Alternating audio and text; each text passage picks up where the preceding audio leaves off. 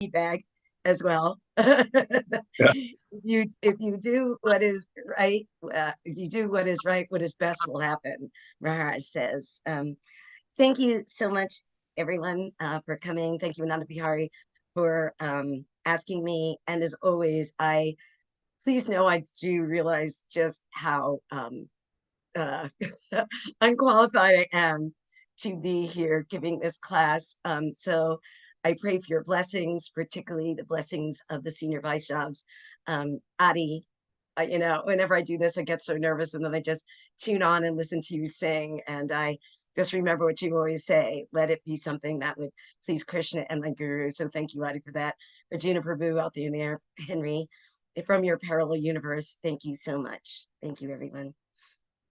So let's begin with Jaya Radha Madhava, although it's not as nice as uh, how Adi does it. Jaya Radha Madhava Kunja Bihari Jaya Radha Madhava Kunja Bihari Jaya Radha Madhava Kunja Bihari Gopi Janavadava Girivada Davi Gopi Janavara Girivara Dari Gopi Janavara Girivara Dari Yashoda Nandana Braja Jana Nandana Yashoda Nandana Braja Jana Nandana Yashoda Nandana Braja Jana Nandana Yamuna Vanachari Yamuna Tira Janatari Yamuna Tira Vanachari Hare Krishna Hare Krishna Krishna Krishna Hare Hare Hare Rama Hare Rama Rama Rama Hare Hare Hare Krishna, Hare Krishna, Krishna Krishna, Hare Hare, Hare Rama, Hare Rama, Rama Rama, Hare Hare, Hare Krishna, Hare Krishna, Krishna Krishna, Hare Hare, Hare Rama, Hare Rama, Rama Rama, Hare Hare.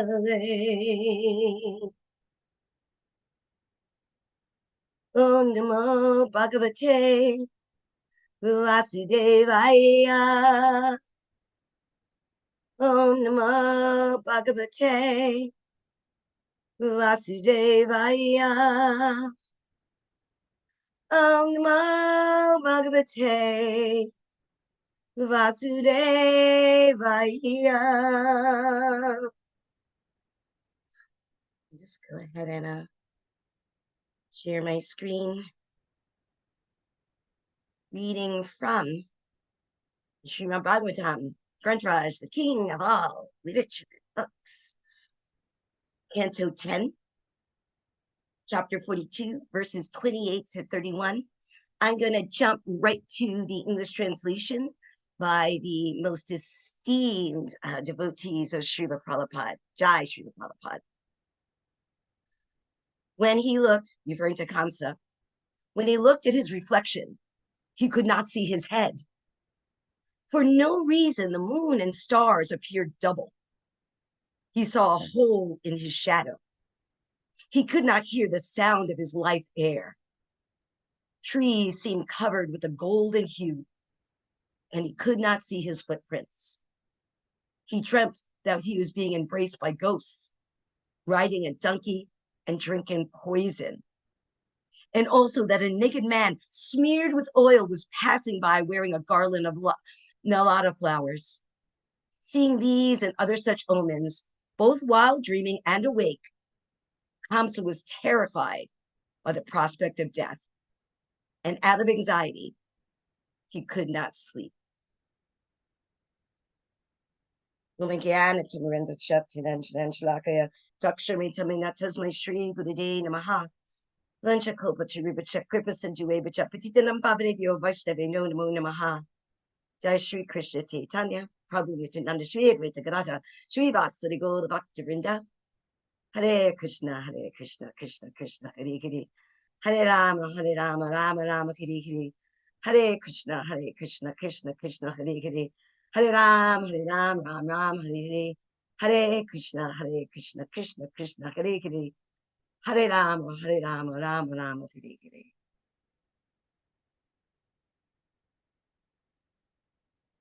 Again, thank you, everyone, and please bless me and forgive me. So, whenever I get asked to this great honor of leading Srimad Bhagavatam class, I just do exactly the same thing.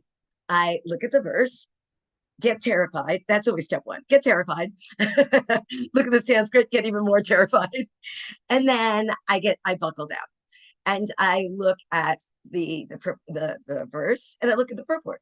In this case, there was no purport. So I'm like, okay, let me go to that great Bhagavatam resource that surely some of you know, where there's pretty much a video or a audio of some great soul giving a class. I went there. There was nothing there. Okay. So I went to the Krishna book. Now, Prabhupada doesn't really elaborate anything else there. But then aren't we lucky that we have association of disciples of Prabhupada walking amongst our midst? So I emailed Satyaraj, who some people always call the walking encyclopedia. And so he said, Satyaraj, about this verse, what do you got to say? And so in a way, I do have a purport by the disciples of Srila Prabhupada because I have Satyaraj's email back to me. And it's relatively short, but very enlightening. Satyaraj says, the verse doesn't elaborate because the bad omens, as mentioned, are somewhat formulaic. The culture understood that these things would appear when something tragic is about to occur. People were more sensitive in those days and could perceive subtle indicators of both good and bad. Due to the impending death, Hamsa could see in everything around him that his time had come. What more can be said? And then he added a little emoji sort of like this. What more could be said? And it really got me to thinking he's right. What more could be said? Kamsa saw the writing on the wall because the omens were in fact everywhere. And isn't it interesting that so many of us don't see the writing on the wall?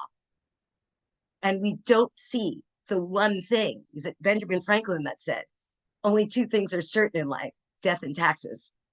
And sorry, Ben, but a lot of people can get around taxes these days. So certainly, the only thing that is certain for this material existence is death. And most of us know very, very well the wonderful answer that Yudhishthir gave to that question. And I'm going to read it from Andy Frankel's Mahabharata because he writes so beautifully. The question was put to Yudhishthir. And finally, tell me this. What is the most astonishing thing in the world? Yudhishthir considered the question. He became lost in its many answers. Finally, he replied, death is lurking all around us. Our fathers and grandfathers grow old and die before our very eyes. Indeed, all life is rushing into the mouth of death. And yet we behave as though we will live forever. What can be more astonishing than that? Sort of like Satyaraj going, the writing's on the wall. My Guru Dev often has said that thing that Prabhupada said to his very, very young disciples. He said, looking at them so young in their 20s and their teens, don't think this won't happen to you. If you've been to Rome, and if you haven't, please do go to this little crypt. I think they're the Capuchin monks. I always want to say Cappuccino monks, but the Capuchin monks. And it's all made out of skeletons. When you walk in, it's quite amazing. You'll go, well, that's an interesting sculpture, but you realize that it's a pelvic bone. And that's really cool. And you realize it's a femur bone. And the whole thing is decorated with bones. And then as you walk in, there are all these sculptures with skeletons. And at one point, there's a sign that says, "What you are now, I once was. And what I am now, you will be." It's that indicator of death is a certainty, right? But we avoid, we evade, we don't want to talk about it. Because why? Because we fear it. We fear it. Like Guru Dev, it was interesting. I was thinking about the kleshas from Patanjali's Yoga Sutras over the weekend because I was teaching it in a yoga teacher training. And then just yesterday, my Guru Dev, in his Monday morning greetings, mentioned it, avinivesha, the fear of death. And it grows like a weed out of the first ignorance Patanjali writes about in Yoga Sutras, and that's avidya, the ignorance to thinking that everyone is a body and a mind. And from that bowl of ignorance grows asmita, that individual characteristic that I am that body and that mind. And then we begin to develop this ankara, this sense of identity. This is me, this is me. And from that comes rajas and dvesha. Based on who I am, I want something or I don't want something. Rajas, I want, I want, I want. Dvesha, I don't want, I don't want, I don't want. And finally, out of that grows like this monstrous thing of vinivesha, this fear of death. My Guru Dev often calls it that death is the illusion of non-existence, the illusion of non-existence, and is the cutting away of all our material attachments all at once. And it's funny, this fear.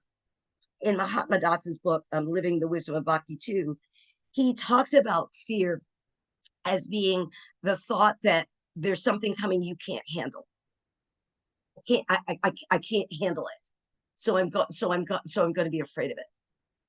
But the fact is, we all know in this path very well that Maharaj is right, that it is the illusion of non-existence. Because we, spirit soul, do not go anywhere. And it's Bhagavad Gita 101. It's Krishna's opening gambit, right? We all heard Bhagavad Gita 2:12. Never was there a time that I did not exist, nor you nor all these kings, no, never, never the future will you cease to be. This is, I'm going to bring those up because we read them all the time, but I'm really thinking that these verses, like, we have gyan about them. I'm sure everybody in this on this Zoom call, and probably everybody that watches it ever, right, knows these verses. Yeah, we know them. I can even quote most of them without looking. But do we have vigyan about it? Have we realized this? Krishna says, as the embodied soul continuously passes in this body from boyhood to youth to old age, the soul similarly passes into another body at death. A sober person is not bewildered by such a change. It's the week up. And then going down to 220. For the soul, there is neither birth nor death at any time. He has not come into being, does not come into being, and will not come into being. He is unborn, eternal, ever existing, and primeval. He is not slain when the body is slain. Oh, Partha, how can a person who knows that soul is indestructible, eternal, unborn, and immutable kill anyone or cause anyone to kill?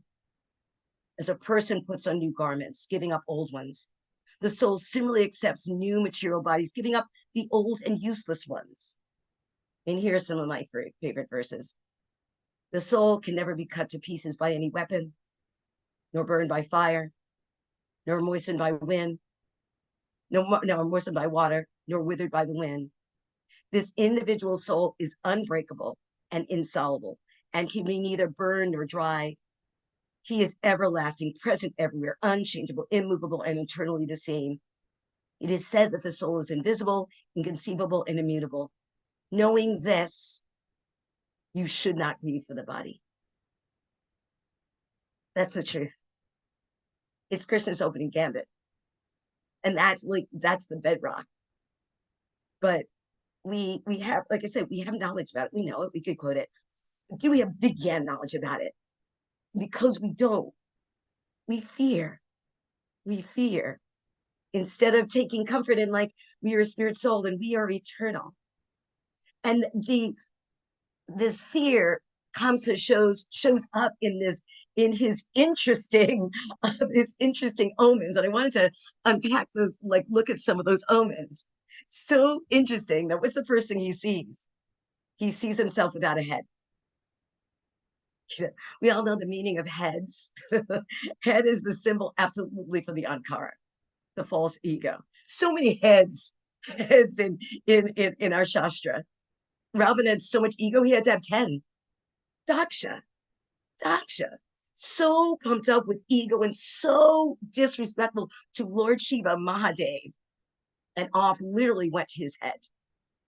That the ego, that's the seat of the me, I, mine, that tries to construct everything with oneself in the center. And bhakti is the absolute opposite. It is getting oneself out of the center. Whenever I think about the ankar in this demonic way, I've got to go to Bhagavad Gita, 16th chapter, verses 13 through 15. It's almost comical the way that the ego is expressed here. The demonic person thinks, Lord Krishna says, so much wealth do I have today, and I will gain more according to my schemes. So much more is mine now. You can almost see him twisting his mustache, right? And it will increase in the future more and more. He is my enemy, and I have him killed. And my other enemies will also be killed. I am Lord of everything. I am the enjoyer. I am perfect, powerful, and happy. I'm the richest man, surrounded by aristocratic relatives. There is none so powerful and happy as I am. I shall perform sacrifices, I shall give charity, and thus I shall rejoice. In this way, such persons are deluded by ignorance. Again, avidya, from which the seed of avinivesha grows. The second thing he sees is he sees a hole in his shadow. Isn't that interesting? We are but shadows. Our material lives are but shadows, right, of our spiritual selves. It's just a shadow. And the hole in it really harkens me back to our dear Chuta Gopi, who was the first person really to define bhakti for me so many years ago. And she said that there's a hole in our heart. Raghunath Kapo calls it a God-sized hole. There's a hole in our heart. And at that point, Nandi, her daughter, who's now a teenager, was a little girl, very, very small girl, right? Under a year old. And Ajita Gopi was saying that they'd given her like one of those wooden puzzles where there's a triangle and a star and a heart and a square and a rectangle. And little Nandi was trying to put the pieces in. And she kept trying to put the wrong piece in the heart hole. And Ajita Gopi said it made her laugh because she said that's like all of us, right? That we have a hole in our heart, but there's only one thing that's going to fill it up. And that is relationship with Krishna. How wonderful is Krishna? That's the only thing that will fill it up. So it's telling that Kamsa saw this shadow with the hole because he never did try to fill it up in that way. The other thing that stood out for me in his omens, whereas he could not see his footprints. He could not see his footprints.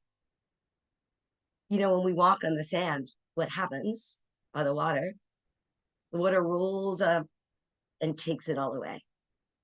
That's the temporality of our life. We make those footprints and then they're gone. That's how temporary we are. The footprints also made me think of that beautiful poem. And certainly some of you know it, about a man who sees his life as footprints on the sand. And he's happy to see what is the truth, that all along the way, there's the footprints of God right next to him. And that is the truth. Para Atman is always right with us. We are never alone. But the man in the poem, he notices that in the times of trouble, he only sees one pair of footprints. And he wonders, he asks, in my time of challenge, did you leave me? Did you leave me? And the reply from God is, where is it? The Lord replies, my precious, precious child, I love you, and I would never leave you during your times of trial and suffering. When you saw only one set of footprints, it was then that I carried you. How wonderful. How wonderful is Krishna. That's the truth. Kamsa can't even see his own footprints, and he can't see the footprints of the divine. And because of that, he's petrified. because he doesn't know the truth. Then he could not hear his own breath. Now we're getting so much more obvious. He couldn't even hear his breath, the life energy. And what is the life energy in all of us? It's Krishna. Krishna is everything, everywhere, all the time. One of my favorite verses from the Bhagavad Gita, and I say it pretty much every day, 1140. Obeisances from the front, from behind, from all sides. O unbounded power, O master of unlimited might. You are all pervading, and thus you are everything. For those that remember that old song, you are everything and everything is you. I think it was like the Temptations or something back in the day. But he can't even see his own breath. He can't see the consciousness of Krishna within him. And then he gets really obvious with his omens. He's surrounded by ghosts. Duh, what do you think that means? And then he sees a naked man with a garland. Pretty darn obvious. But like most of us, the writing on the wall, like Yusha says, it's the most astonishing thing. We know death exists, but still we walk around like it's not going to happen. And so comes his death will come when he's tied up in fear. And he does it. It's interesting because he knows. Sacharaj makes the point that the people that know, he knows what's coming, but does he use the time that's left him well? Because it hasn't happened yet. And yesterday in the class, and whenever I give class, I really listen hard to the day before because I'm always in fear that someone's going to say what I'm going to say. And I was so busy yesterday, I didn't have time to change mass. I was like, don't say it, don't say it, don't say it. And then he, of course, referenced King Parikshit, which, yes, of course, if we're going to talk about a noble death, we got to bring it down because what does King Parikshit do? He knows death is coming, and we all know what he does because we are enjoying his wisdom every day because of what he did and how he chose to go to the banks of the river and ask the question, what is the duty of a man to die? What man about to die? What should he do and what should he not do? But I would also like to bring our attention to a few other very, very normal, very, very noble deaths. And if I've done it right, yes, I will have the time to play you something that I want to play. But first, let's begin with the person. You know, you have the list of people that you would want to meet in life. Of course, for me, the first one is grandfather, Srila Prabhupada. And I think about his death. Most of us have seen that picture of him at the end of his life, lying, skin and bones, and his devotees hunkered over him, the dictaphone to his face as he uses his last breath to give to us. To, as he always so beautifully said, follow the instructions of his guru to please Krishna. What a way to go. To using your last breath, not why me, but giving in service. And then, of course, we all know it's interesting. The second person after Prabhupada that I would want to meet if I could was His Holiness Bhakti Tirtha Swami. Now, I wish I'd met him. And many, many times, and I'm sure that's true of pretty much everybody on this call, we've heard Radha Swami speak about the death of Bhakti Tirtha Swami. And we all know those famous words. I would like to read directly from Maharaj, Radha Swami, about that moment from his book, The Journey Within, about the passing of Bhakti Tirtha Swami. Maharaj writes, for the last 2 months of his life, I sat at his bedside and we shared our hearts as we discussed realizations, philosophy, and spiritual stories. One day in his final week, he was in so much pain that his emaciated body began to shake uncontrollably. He couldn't focus on our discussion, so I softly chanted Krishna's names to him. Then, before my eyes, his face began to glow and his eyes sparkled as he burst into a gigantic smile. And what did he say? We all know what he said. It doesn't get any better than this.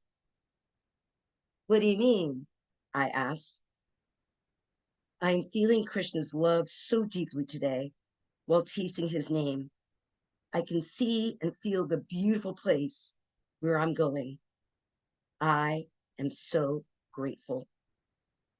A few days later, I held his hand as he moved out of his body to his cherished divine home, while hundreds of his friends and students filled the house, all of them chanting, crying, praying. It was one of the most beautiful experiences of my life. So much love filled the room. It doesn't get better than this. It was making me think, as I was preparing for class, that's that's it. That's the ballgame. That's the essence. I was reminded of that mantra. Asatoma satkamaya, tamashoma gochir gamama, mikshirma amitam gamaya santi santi santi. Lead me from non-truth to truth, from illusion to from darkness to light, from the illusion of death to the knowledge of immortality. That's the movement that Bhakti Tirtha showed us, Prabhupada showed us. And while I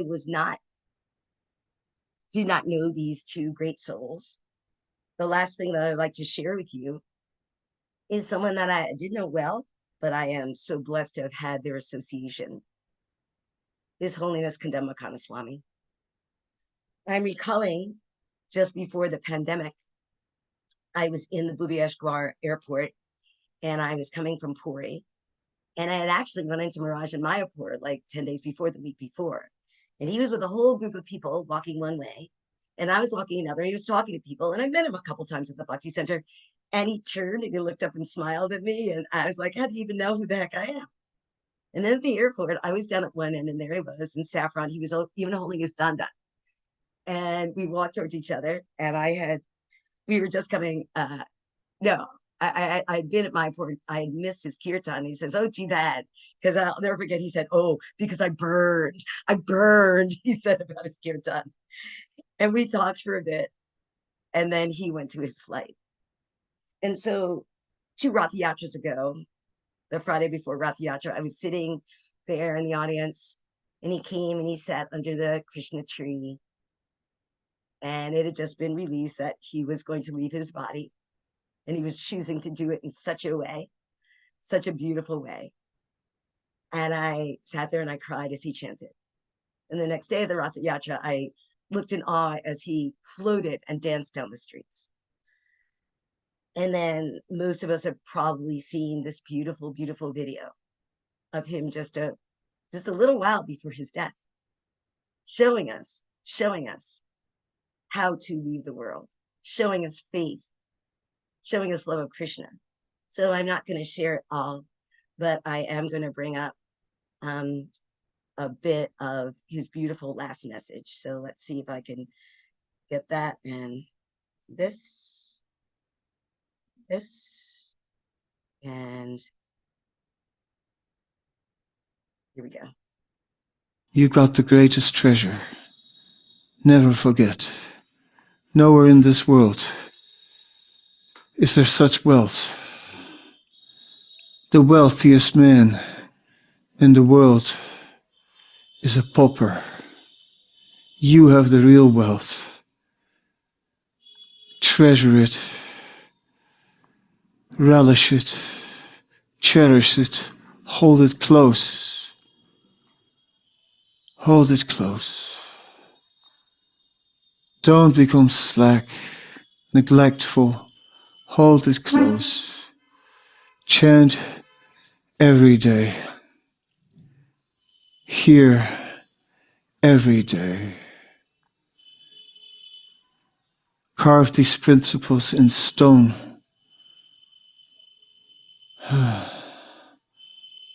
Let them be there every day.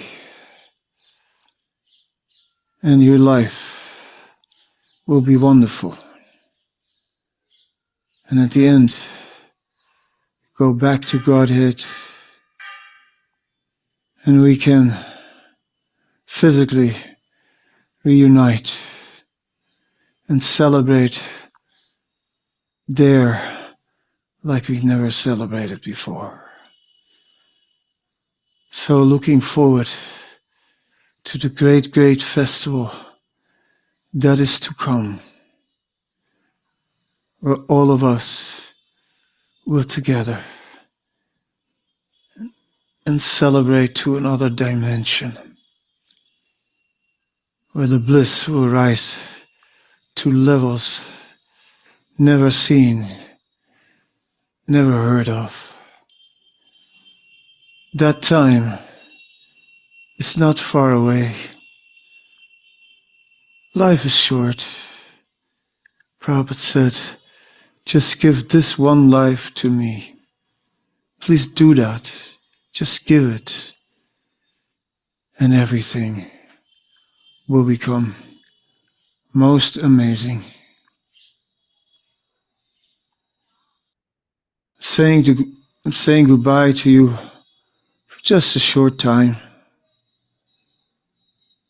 For when we will be, I'll stay with you in my words and memories. I'll be with you on the path. And I'm waiting for you on the other end to meet you again in person. Soon, soon, miracles will happen. Soon, we will see love. We will see bliss. We will see fulfillment beyond our imagination, beyond our expectation. Remember Dhruva, when he met the Lord, all his previous expectations, he said, they're like broken pieces of glass. You gave me jewels. All we ever desired were broken pieces of glass. The Lord will give us jewels. Oh, stay on the path. Don't get lost. Come quickly. Let us join this festival of Krishna, the festival of unlimited, ever-growing love. Thank you. Hare Krishna.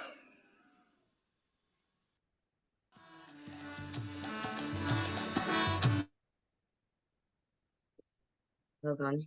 Oh, wait. His Holiness Kandamakana Swami Aki. Jai. Can't say anything else after that. Stay in the path. Stay in the path. Thank you for letting me attempt to serve you. Hare Krishna.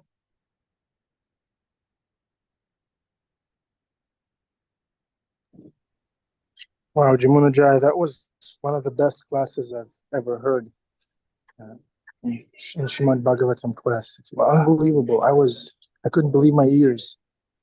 And there's so much inspiration. So many saints were mentioned.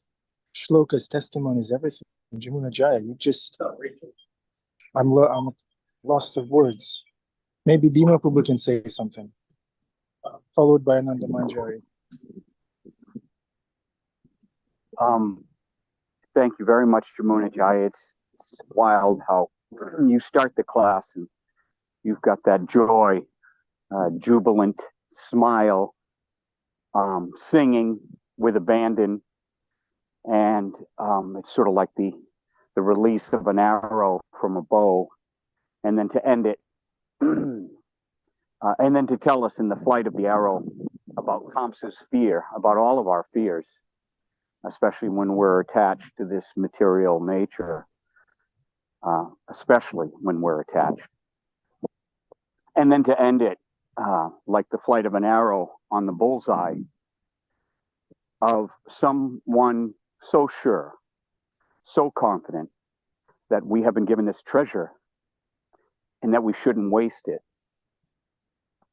And it's such a simple thing and so easily accessible, being the holy name. I find myself, like how I just can't. My big struggle is just to get into the mode of goodness, let alone launching from mode of goodness, but I have the holy name, and we have our doubts, we have our doubts that just chanting is gonna, take care of my problems, or just chanting is going to make me fearless, or just chanting is going to make everything all right.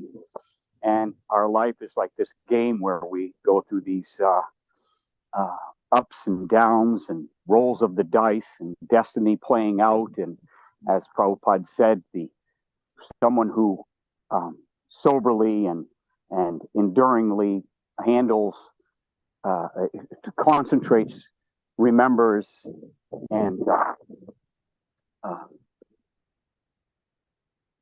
remembers Krishna through all the trials and tribulations that we have to go through as our karma plays itself out in a very buffered way, because Krishna, you always know Krishna is always giving you a buffered version of what we truly deserve. And to end it with the arrow landing bullseye on Kadambakana Maharaj, who was such a down-to-earth, wonderful soul, and to hear someone who is truly a Kinchana Gochana, has nothing left in this world, to tell us that we are wealthier than the wealthiest, that we all have a treasure. I was listening and I'm just pushing my wheelbarrow, and and I was just thinking, wow, he's telling the truth. I'm one of the richest men in the world. I have the holy name. I have the association of devotees. I have the truth. The truth is accessible by the opening of a book and this stillness of the mind and just reading it. We are so wealthy. And I just want to thank you. I was imagining you putting together this lecture. I've only had a handful of times where I've had to give a lecture, thank God, and you scramble. And then all of a sudden, Krishna starts throwing the fruit, rolling the fruit your way. Yeah. Like creating a recipe. All of a sudden, you open the refrigerator and where did this come from? And you combine it and make this wonderful feast. And that's what your lecture was like. It was a wonderful feast with a beginning, a middle, and the end, the opening gambit, and then the checkmate. Mm-hmm. Thank you very much, Maharani. Hare Krishna. Thank you, Prabhu. Krishna always gives me my best ideas when I'm on my bicycle. I see Suji says, I was riding around Lincoln Park when I was like, oh, okay, I think I know what I'm going to do. Looks like Ananda Manjari is next. Hare Krishna, dear Hare friend. Krishna. Yes, this class was so wonderful. I shed tears twice. I heard in the past, I actually don't remember who said it, but it was one of our teachers, that a perfect class is the one that makes you want to chant more and hear more. And this one definitely did it for me. And so it means that it's truly perfect. And I so appreciate that, you brought the vision of our acharyas and those that are so ahead of us to also remind us of what is truly the goal, and that we can really attain it, which is so incredible and needed. And I also so appreciate how I can see your own expression of gratitude in this class, because to bring forth what you heard from the teachers or what you heard from other devotees that you're inspired by is an expression of gratitude, and to acknowledge their place in your life, which is incredible in my opinion. And so I find it to be, yeah, such a both sobering reminder of like death is certain and we can't avoid it, and at the same time we can tap into eternity at any point, and to waste that opportunity is again to tap into death, and so that's our own choice. And so that's my really greatest takeaway. So thank you so much. Thank you, Nana Manjari. Thank everybody for your encouragement. Yeah, I mean, I Adi said this a little while ago, like, we shouldn't be what I think. It's not what Jamuna Jaya Devi Dasi thinks. It's not what I think. That's why I panicked at first, because I didn't see anything written. And then I just got that email from Satyaras, like, here's a vote to you, Prabhupada. Okay. And then after that, it's like, okay, if I could get, because it's not, because I always say, don't believe me because I'm sketchy, but believe my teachers, believe my teachers. And we're so lucky to have them. Sister, Svari Sundri. Hare Krishna. So I cried a couple of times too. Thank you. And I still am. This was an amazing class, Jamuna Jaya. And I made a vow for Kartik that I was going to start taking notes through classes, because I normally don't. I'm always busy little bee doing stuff. But I made that vow. And today, as I was listening to your class, I had to put the pen down because everything you said, was so powerful. It was so beautiful. I just couldn't write fast enough to capture this all. I'm going to have to listen to this particular class over and over again. It was very inspiring. And out of it came a new vow. I stood in front of Guru Nitai and I made another vow out of the inspiration that you gave me. It's a personal vow, so I'll keep it personal, but thank you. I couldn't think any more vows could come out of me when I have so many to keep up to and they're not easy. But one was born out of this class, and I thank you, thank you. And the one thing that sticks out to me, and it's the simplest thing, is that Achita Gopi's daughter's story of how growing up, you try to fill your love with, you try to fill that hole with your parents' love, with your brother's love, in my situation, with your dog's love, with the spouses, with children, with material possessions. And as much as those things are not too bad, right? Still love, it still doesn't fit. It's trying to jam it in there and it hurts. And that's why your heart hurts so much, because you're trying to jam a shape that doesn't fit in there. And it's like, you got to stop. And I'm so grateful that I have the Krishna consciousness and bhakti in my life. And everybody here on this call, it's thanks to Jamuna Jaya that I am on this path.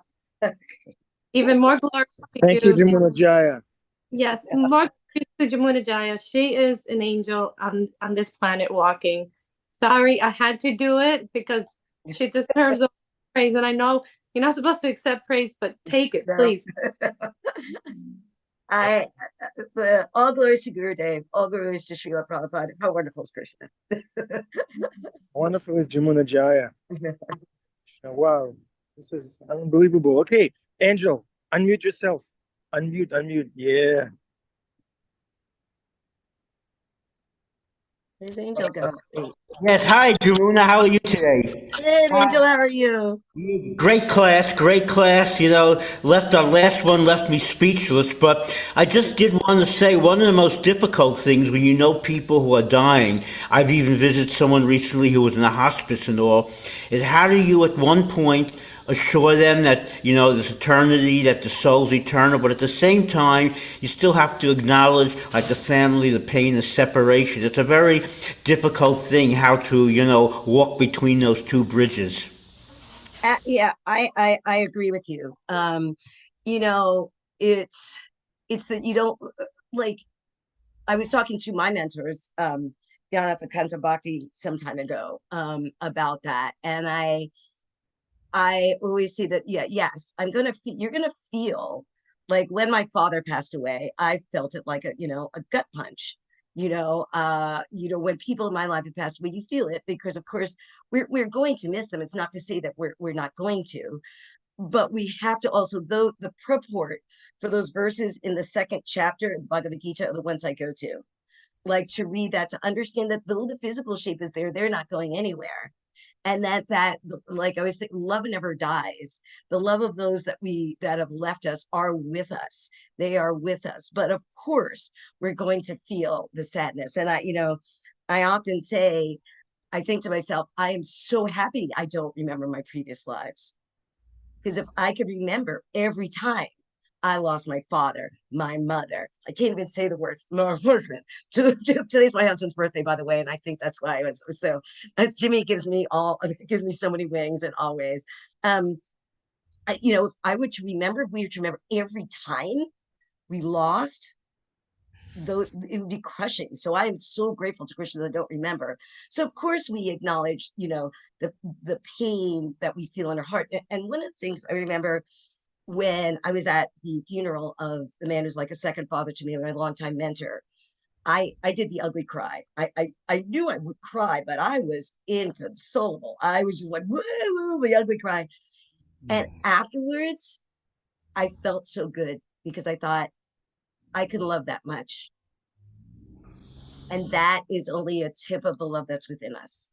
That love I felt. My father had a military funeral. When they handed that flag, they folded it up and marched over and handed that flag in my mother's lap. That was the same thing. I exploded.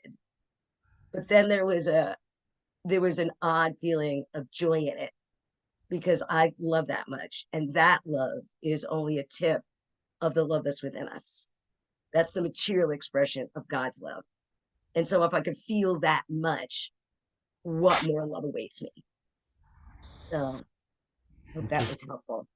Thank you so much, Jamuna. You're welcome. Thank you, Jamuna Jaya. Angel, turn on your video. So we can see Darshan.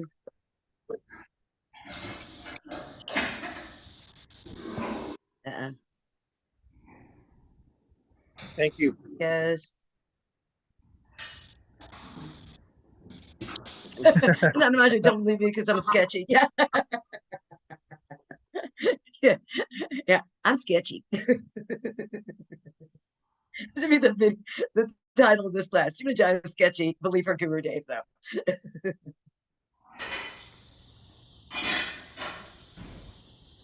Adi Purusha Prabhu, you wanted to say something? I'm trying to unmute. Yeah, well, we pray to Srila Prabhupada what he wants to say. We're confident he'll inspire us that when we reflect on this fantastic class, everything true, very deep feeling, thank you so much. When we reflect on Kadambakana Maharaj and Bhakti Tirtha Maharaj, what Srila Prabhupada is inspiring me to say is that their last moments and their whole life was dedicated to giving other people Krishna consciousness, even at what they had to say at the end. They were concerned for others. They were calling others, reminding us that this death is not anything to be afraid of. It's not the end, that there's something more. And the idea of getting out of thinking about myself and what I want and thinking about how to please Krishna, and that the most pleasing thing to Krishna is to give Krishna consciousness to others. And we may be concerned for the people who have the pain in this world. There's so much pain, there's so much suffering, there's so much confusion and darkness, depression, anger, so many crazy things going on. And Krishna consciousness is actually the solution. So our motivation is what's happening, and our response is, let me give myself every moment of my time, every bit of my strength, whatever resources I have, let me put aside other things and please Krishna by giving Krishna consciousness to others. And that's what they did, and that's what they continue to do wherever they are right now. I'm convinced that that's what Srila Prabhupada is doing. So that's our appropriate response. Let's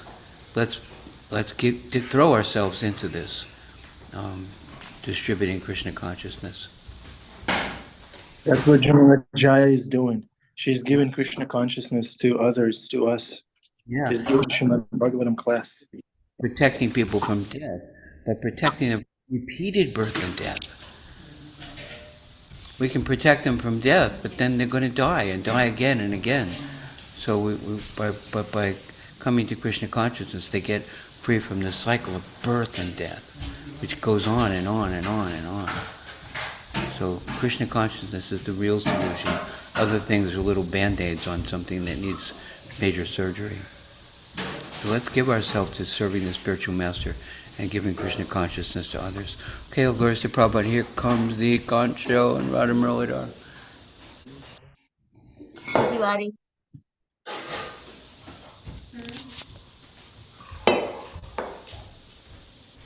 Let me get this chair out of here.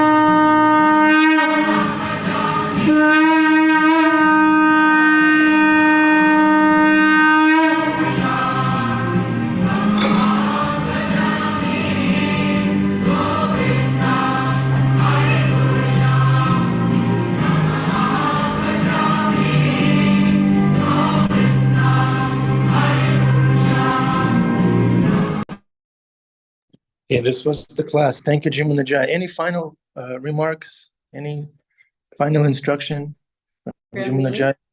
Yeah. No, no, thank you so much. I'm happy it served.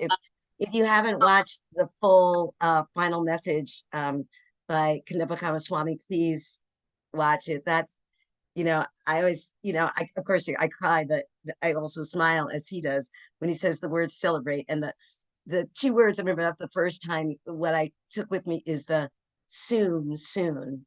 And the way he says, stay on the path, stay on the path. And those are the mantras that I get from it. But if you haven't watched it, or if it's been a while since you watched it, watch the whole thing again. Because it is tears, but ultimately you see his smiles because he knows the truth. And the Upadeshamrita says that, we have to follow in the footsteps of our acharyas. So there's one that a lot of us knew and got to be in the presence of. So that's why I just try to follow in his footsteps. I think we should all try to. So Thank you, Jamuna Jaya. Devotees are messaging me right now. They're watching on YouTube and they're saying that this was a blast. This was a wonderful class. And they will message you directly to appreciate you. Thank you, Jamuna Jaya. Thank happy you, birthday to everyone. my dear husband. Happy birthday to Jamuna Jaya. What's his name, Jamuna Jaya? I forget. Jimmy. What's that? Jimmy. Jimmy. Yeah, he's a funny guy, Jimmy. He's a funny Yes. guy. Yeah, well, I was in the same bathroom line with him, and we had changed some jokes. Yeah, he's a Some funny guy. bathroom jokes. I will not reproduce them here. No, please. Happy Okay. birthday, Jamuna Jaya. Thank you.